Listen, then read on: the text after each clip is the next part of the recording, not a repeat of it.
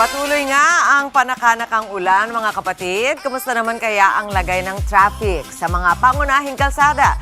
Sa EDSA Cubao, tututok this morning si Traffic Tito Mondi Lopez. Tito Mondi, magandang umaga sa'yo. Ano na ba ang lagay ng traffic dyan ngayon? Yes, Mami Chigi, good morning sa'yo. Eto na, team commute na, ilang araw lang pasok. Naku po, na hindi pa naliligo. Ligo-ligo din po pag may time. Eto na, quick traffic update po tayo dito. Pit agad-agad. Eto, Mami Chigi, maluwag po ang ating daan dito. Kung may mga sasakyan po nakahinto, ay, may traffic lights lang po, pero panag-green yan, tuloy-tuloy naman po at mabilis din po yung usap.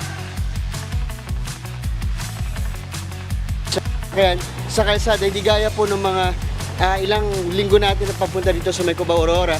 Tapos magana naman po din yung daloy, papunta pong Mapa Antipolo man po o papuntang Marikina. Kita nyo nga doon sa right side.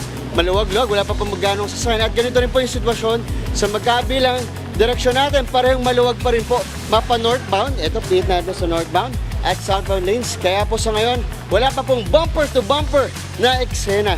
Pero dahil basa nga po ang kalsada, dobling ingat pa rin po para panatilihin ang tamang following distance at iwasan ang biglaang pagpreno para safe ang biyahe. Lalo rin mga nagtatext ba biglang magpreno yung bus driver natin. Pero from 5 to 10 minutes lang ito, Mami Chiki. Sana nagiging 45 to 75 minutes yung biyahe para po sa mga pribadong sasakyan. Dahil nga sa ulan, na posibleng magdulot ng delays at bumper to bumper yung traffic. Kanina nga, Mami Chiki, mula Mandaluyong, papunta namin dito, medyo nakita namin yung Cubao ilalim. Medyo basa-basa pa, pero hindi naman ganun kabaha. Wala naman po baso. Clear naman na at passable naman daanan. Tapos naman po doon sa busway, posible rin po maging 60 to 90 minutes kapag nagpila-pila na po yung mga bus, lalo na pag may baha o may patuloy po yung pag-ulan. Isa nga sa factors kapag hindi po kasi may baha o basa ang kalsada, medyo gagapang din yung takbo ng mga sasakyan at mas maingat po sa pagpreno. Ayan, ito, nakago pa rin naman. O, diba? Daan-daan lang po sila.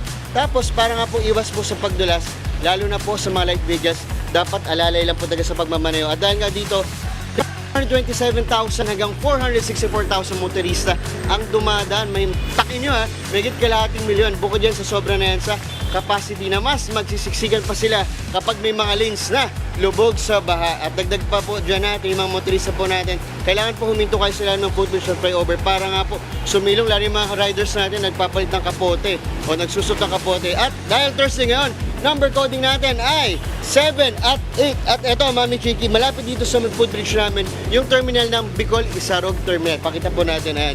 Kita nyo pa, may mga kapatid tayo nag-aabang. Sabi nga po nila, 7:30 AM to 9 PM po yung schedule dyan. Pero nag-cancel po sila, lalo yung mga magtatawid po doon na board sa barko po.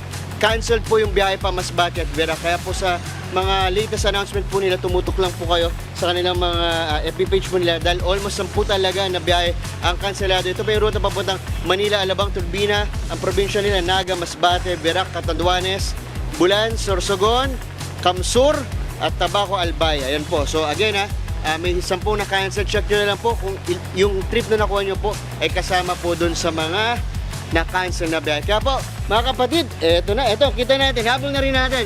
Eto pa po ng Divisoria. Ito, kala nyo, walang pasok. Nag-iisa yung motor.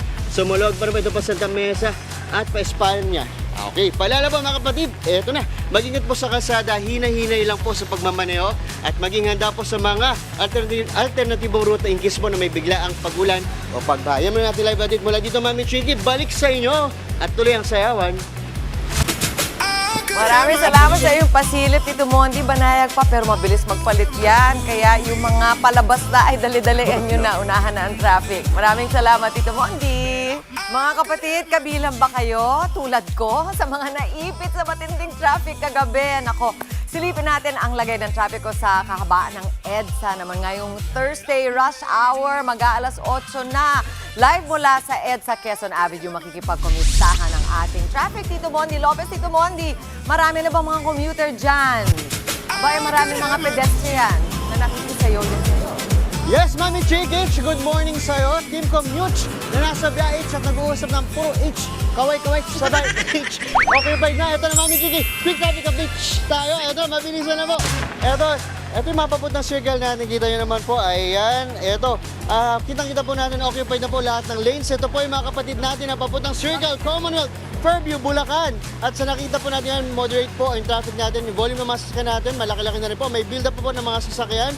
At pagkakusod na po yung mga private vehicles, jeep, van, motor po natin. At may bahagi rin po mabagal hanggang halos nakahinto na po talaga. Kaya posible madagdagan po ang travel time natin dito sa Quezon. Samantala, sa underpass Mami Chiquich, maluwag po at pangilan-ilan lang ang mga sasakyan at mas tuloy-tuloy po ang takbo kumpara sa kabilang side. At isa rin po itong batayan sa umaga kung basang kalsada po para po mas lalo tayong mag-ingat. Lalo na po yung mga kapatid natin motorcycle riders na very good po sila dahil nakakapote na rin po. Dahil ito, paulan-ulan po talaga dito, Mami Chiki. Samantala, itong lane naman sa kabila, ito, pihit natin. Ayan, makikita po natin. Ito yung papuntang Magdam Rotonda at Quiapo. Moderate din po yung traffic yung sitwasyon po natin dahil tuloy-tuloy po yung pasok ng mga sasakyan. At doon po sa may pinakaunahan, may makikita po kayong build-up sa bandang traffic light sa bandang Sergeant Esguerra, pero hindi naman po ito bumper-to-bumper situation at may galawan pa rin po ang mga sasakyan. At habang umulan nga rito, Mami Chiki, eto, kasama natin ilang mga miyembro ng tupad. Papabunot lang tayo sa ating may wagon jacket. Bunot po tayo. Ano ba sasabi mo? Ay, napakalambot. Napakalambot dahil dyan, umuulan. Meron kami pandesal mula sa front line sa umaga. Okay po ba yun? Ayan mo natin live update mula dito sa Quezon. Hawak niyo ang pandesal. Sayo po tayo. Balik sa inyo, Mami Chiki. Sayo po.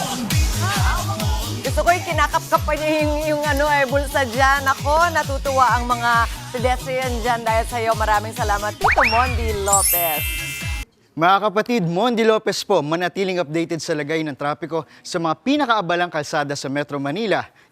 Mag-follow at subscribe na sa social media pages ng News 5.